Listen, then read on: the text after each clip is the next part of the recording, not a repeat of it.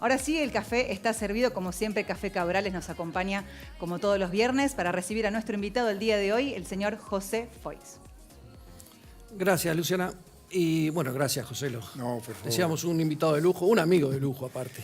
Es un placer estar acá contigo. Gracias, igualmente. Bueno, te invitamos más que nada para hablar de algo que está pasando por estos días en América, que tiene repercusión obviamente en Argentina, y dejar de lado por un momento lo que son los números. Vamos a hablar específicamente de Bolivia. Y lo primero que me sale cuando me escribí sobre la nota y a través de tus estudios, de los que nos mandaste de los escritos, primero lo que me sale es la primera vez o se termina un mito de que la economía termina dando el poder o gana las elecciones. En este caso no, después me lo vas a comentar, pero es el título, digamos, no la economía en este caso le dio el triunfo a Evo Morales. Pero sí me gustaría empezar hablando un poco de la historia, porque vos me decías hace un rato, la historia en definitiva es la que marca el presente. Palabras más, palabras menos. ¿Es así? Es así. A ver. Bolivia tiene características que las hacen única en el mundo, empezando por la cantidad de microclimas que tiene.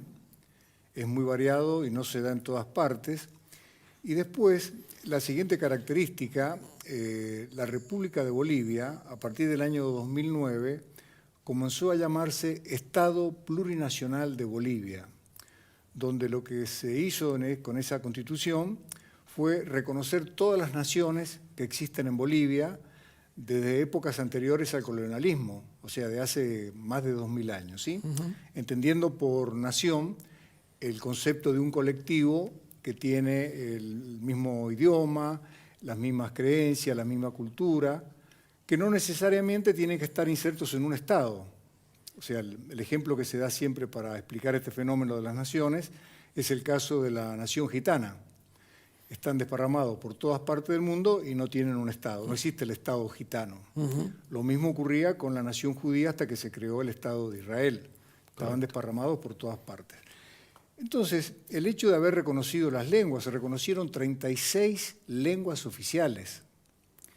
Con la española son 37 lenguas que se hablan en Bolivia, con mayor preponderancia de la lengua aymara, de la etnia que es originario Evo Morales, los quichuas, que son los descendientes más directos de los incas, y la lengua guaraní, que tiene muchísima... hay una nación muy grande, la nación guaraní también toma gente que está viviendo en Paraguay, parte de la Argentina y parte inclusive de Uruguay también, ¿sí? Entonces, eso lo rescato porque te da la idea de la complejidad que existe. Al margen de eso, otra complejidad también muy importante que Evo Morales supo, por lo menos en los primeros 10, 12 años de gobierno, equilibrar, es las tensiones que son de todo tipo, no solamente económicas, sino raciales, de piel, de creencias, entre el Oriente Blanco, Oriente Petrolero, la región de Santa Cruz y toda la zona aledaña, con el altiplano de La Paz, el altiplano mestizo. Son dos visiones, o son dos fotografías totalmente distintas de la gente que compone una y otra, estando siempre todas en el mismo estado. Y una de las cosas que logró Evo Morales en estos años fue mantener un equilibrio entre todas esas tensiones, ¿sí? Bueno, eso se pudo hacer gracias a determinadas situaciones económicas que se fueron dando. Exactamente. La parte económica, después la vamos a hablar porque, digamos, todo esto que parece a priori bueno, y que es bueno, no deja de ser bueno, termina después sucumbiendo por otros factores. Exacto. Vos en un momento determinado hablabas de los recursos, hablamos en su momento de recursos digamos, de minerales que tenía Bolivia, pero hay uno en especial, que tú no vas a decir, que en definitiva, o parecería que fuese la piedra fundamental de lo que termina siendo la caída de Evo Morales, ¿no? Sí, o sea, la caída de Evo Morales, desde mi punto de vista, obedece a distintas variables, no hay una única variable, ¿sí? Y a lo que vos te referís es al litio, pero anteriormente te quiero comentar un poquito lo siguiente. A ver. La explotación minera en Bolivia, desde la época colonial, fue la principal fuente de riquezas. ¿Qué sucede? Desde esa época, siglo XVI, siempre estuvo en manos la explotación de empresas extranjeras. ¿Qué sucede?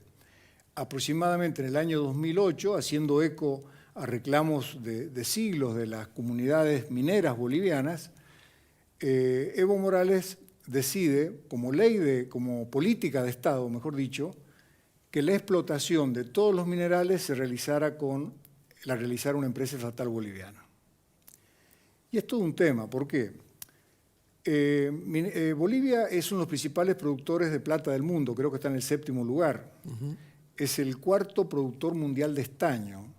El estaño es un mineral que al principio del siglo XX fue muy codiciado antes de empezar la Primera Guerra Mundial, y se dio el caso que en Bolivia estuviera uno de los zares del estaño, Simón Patiño, que en su momento era considerado una de las riquezas más grandes del mundo. El Slim, el Bill Gates de esta época sería un boliviano en aquel momento, ¿no? Fortunas incalculables con el tema del estaño. Después hay otro tema que tampoco, que no se profundiza mucho por diversos intereses, es el 3er productor mundial de coca. ¿Sí? Todos conocemos la coca solamente para el uso de la droga, la cocaína, pero tiene otros usos, ¿no? Inclusive los bolivianos lo usan ancestralmente hace 2.000 o 3.000 años que usan masticar la coca, que vamos a explicar que tiene relación también con la minería, ¿no?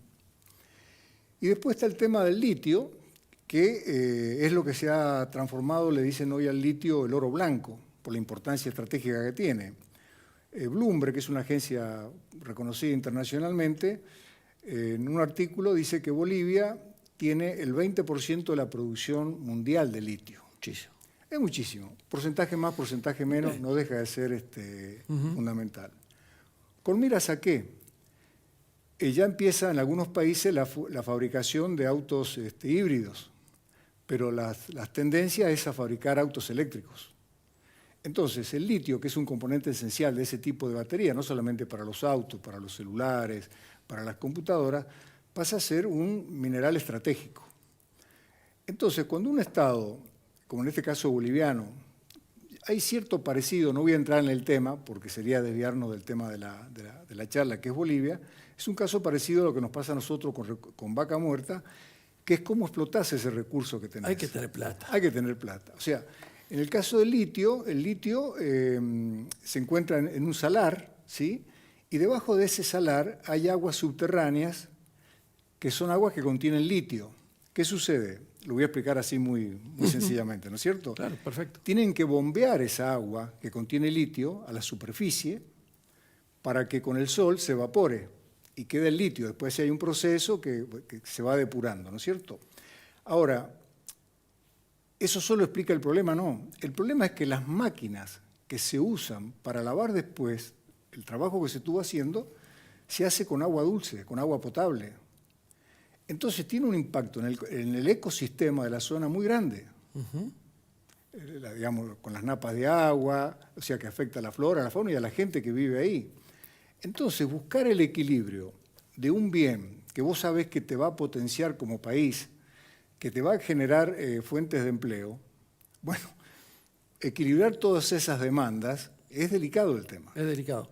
Y ahí empieza un poco el conflicto, ¿no? Exactamente. Empieza un poco el conflicto porque el último tiempo... Necesita socio. Exactamente, lo estaba haciendo con una empresa alemana. ¿Qué pasa? Uno no conoce los detalles de las negociaciones, ¿no es cierto? Porque no se publican. Como pasó acá con Chevron, creo que no estaba la letra chica de los arreglos. No se llega a un acuerdo con Estados Unidos y se empieza a negociar con China. Y si no se llega a un acuerdo con China, se negociaría con Rusia, que también está interesada. Entonces, tener el mineral estratégico y no tener la plata, porque no solamente es la plata, tenés que tener los recursos técnicos, la tecnología, tenés que tener la gente, tenés que tener un montón de elementos para ¿Por qué hablamos del litio y por qué hablamos de que puede ser una de las bases de la caída de Evo Morales? Porque en definitiva la entrada de China en América genera ruido. Exactamente. Hace ruido. Sí. Entonces, habría que mirarlo un poco por ese lado. Pero en definitiva, sin apartarnos de todo esto, ¿cuál es para vos el motivo por el cual Evo Morales cae después de 3 años, o de 3 periodos, mejor dicho, así debería decir? 14 años. 14 años, 3 periodos donde la economía pum para arriba. Sí, sí. Es así. Y mirá, durante los primeros 14 años la economía creció a un ritmo de casi un 5%, 4 o 9%. Yo te comentaba que, siguiendo tu programa, habías comentado hace unos años atrás que Bolivia accedía al mercado de capitales a una tasa del 3-4% anual, cuando nosotros en ese momento pagábamos un 12, un 13%. Era un regalo. Claro, y si los acreedores le prestaban a Bolivia porque sabían que iban a cobrar y porque estaban las cuentas sanas, ¿no es cierto? Totalmente. No solamente eso, sino que bajó el índice de pobreza, la desocupación, el analfabetismo está casi a los niveles nuestros. Ellos tienen les queda un 4% de analfabetos, a nosotros un 1%. O sea, fue todo un logro pensando de dónde se viene, ¿sí? Entonces uno dice, con todas esas cosas que estaban pasando positivas en una sociedad, ¿cómo es el que está al frente del gobierno en ese momento no puede sostener eso? ¿Por qué cae? Es una buena pregunta. No sé si es buena, pero algo es buena en el sentido de que te obliga a pensar, ¿no? A pensar un poco, porque no hay una sola causa, ¿no es cierto? Todo depende de dónde te parece mirar, desde qué marco sí. quieras responder. Pero hay algo que han coincidido la mayoría de los observadores y que es un rasgo que es muy común en algunos populismos, que es perpetuarse en el poder. Evo, cuando subió, había prometido que no iba a ir por la reelección. Después del segundo periodo, fue por una tercera reelección, y después tuvo que recurrir a la justicia para que se lo habilitara una cuarta reelección. Claro, porque el referéndum le dio negativo. El Exactamente. pueblo no quería saber de reelección. Y, bueno, inclusive gente del mismo MAS, que es el partido de Evo, digamos, el ejercicio del poder de por sí desgasta. Sí. Si a eso le sumás un personalismo tan fuerte como el de Evo Morales, que hay fotos de él en todos lados, hasta en la puerta de los teleféricos, etcétera, etcétera, bueno, originás tensiones. O sea, volvemos a lo del principio. Con una economía saludable, exacto, no le sirvió igualmente como para lograr perpetuarse en el poder, porque la sociedad le dijo basta. Claro, aparte de eso, Carlitos, hay un componente económico que es el siguiente.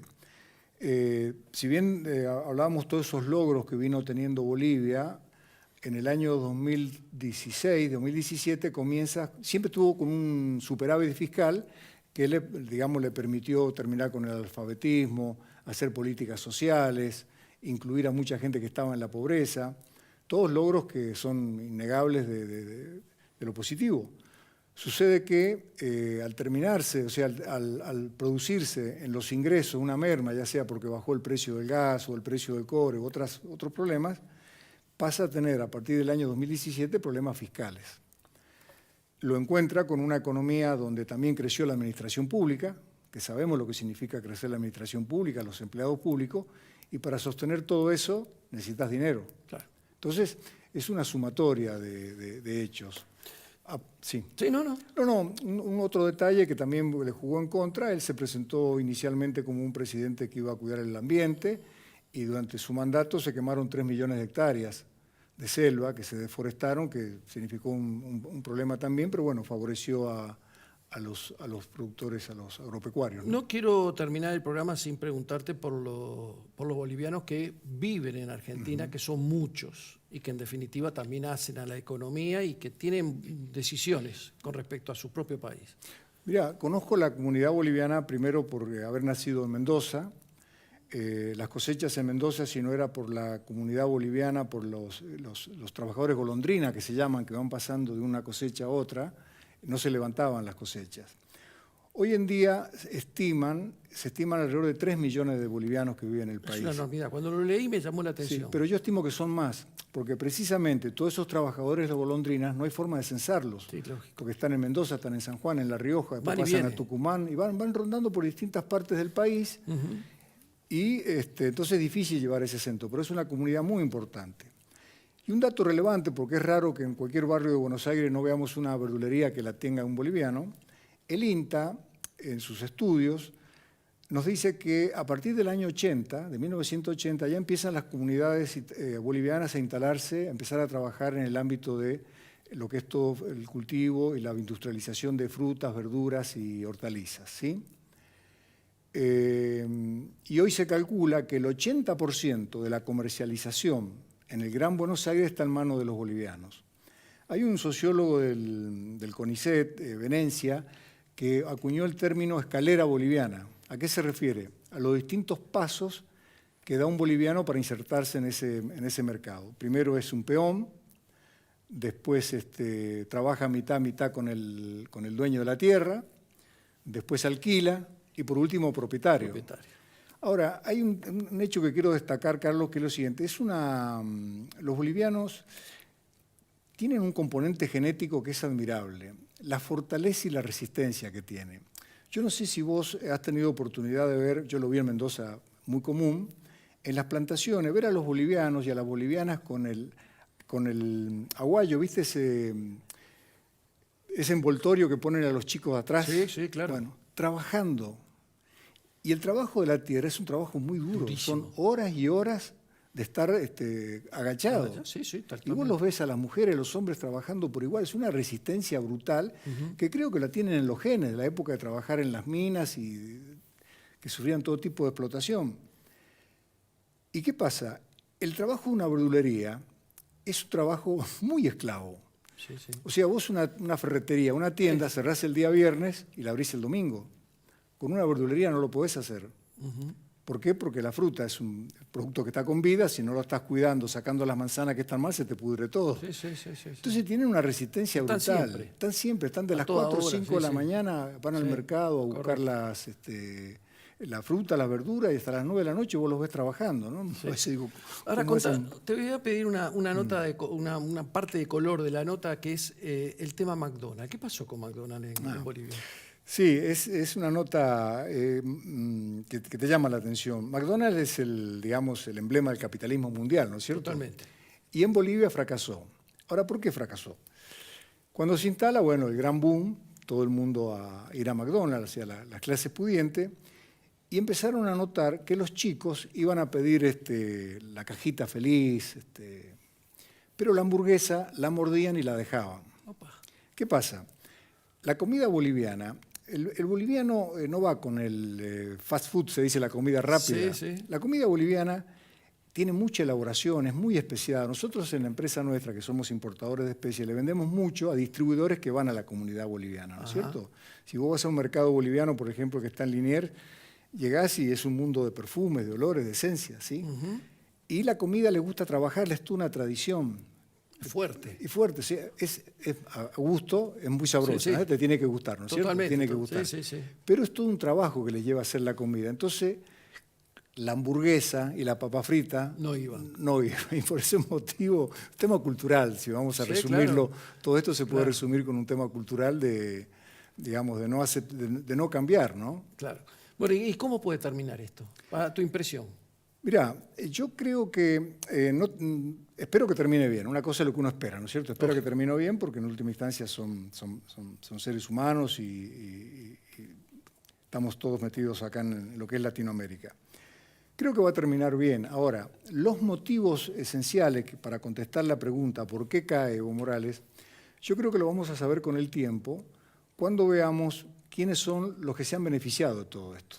Viste que cuando se dice que se comete un crimen hay que ver quién es el que sale beneficiado para entrar a buscar un sospechoso. No siempre es así, pero por lo general es así, ¿no es cierto? Entonces, cuando veamos cómo se dirime el tema del litio, cómo se dirime la explotación del estaño, cómo se dirime el negocio de la coca, y ahí vamos a ver entender un poquito las reglas, las tensiones que hubieron en todo esto, ¿no? La sucia política, ¿no? Cómo está metida. Y sí, pero es que el hombre, una de las definiciones del ser humano es homus politicus, es el hombre que puede hacer política, los animales no pueden hacer política. En tu escrito hay una definición que no tiene nada que ver con esto, pero sí que hace, entre más largos son los discursos de sus gobernantes, más malo es el desempeño de sus economías. Me pareció fantástico. No, es fantástico, porque vos imaginate que tenés que dar un discurso por televisión y los datos que tenés son todos positivos. Breve, crecimos el 4%, bajamos el analfabetismo, bajamos la inflación. O sea, cuando son datos positivos, el solo dato tiene una fuerza en sí. En cambio, cuando los datos son negativos, hay que empezar a explicar. Tenés que empezar a explicar lo que... somos especialistas, ¿no? Con la guitarra y bueno, eso. Pero eso en todas partes. No es un atributo ni boliviano ni argentino, es un tema mundial eso, ¿no? Muy bien, gracias, José. Ya te despido formalmente. Luciana, por favor. Nos queda agradecerle como siempre a Café Cabrales por estar siempre del otro lado acompañándonos con productos exquisitos para nuestros invitados. No te pierdas todo sobre comercio exterior con Claudia Marinelli. Quédate prendido al aire de Canal Metro. Nos reencontramos, si Dios quiere, el próximo viernes. Bueno, muy bien. Muchísimas gracias. No, por favor. Ha sido un gusto, realmente muy instructivo, muy buena la charla, muy amena. Así que bueno, no sé si antes de fin de año, difícil, porque nos quedan ya pocos programas, pero si Dios quiere para el 2020 te tendremos con mucho más, porque hay tanto para hablar de América, de Argentina, de tantas cosas. Es un placer compartir estos momentos contigo, con Gustavo. Dale mis saludos. Serán dados.